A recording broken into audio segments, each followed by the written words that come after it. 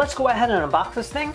Now, this here's our packaging, this here's our box. Kind of shows you a little bit in terms of what's happening. So you do have the robot here kind of appearing about. It says monitor, discover, explore, their slogan. It's an autonomous mobile robot. As you kind of rotate it on the back, it talks about a little more in terms of detail. So you can go ahead and monitor from afar, so remotely you can go ahead and control it. Works with both Google and Alexa, which is really cool. It's a pet companion, so you can go ahead and interact with pets.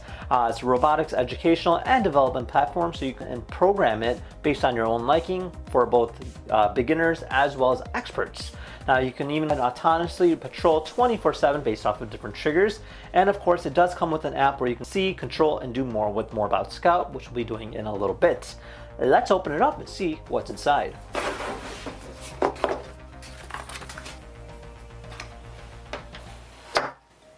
Alright, so it comes in a nice box. Definitely use this for like storage.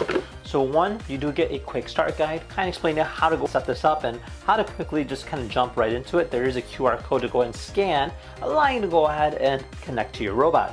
Now we have our charge station here. So it does come with two different sticky pads. So you can mount this somewhere. And you can actually see the flag there. The robot will be able to detect this and go back to its charging station based off of that. You do get your USB cable. This will allow you to directly plug it into the wall and charge it. And then last but not least, you get your Moorebot Scout. First thoughts, it actually has a very nice solid appearance. You do see the omnidirectional mecanum wheels right there.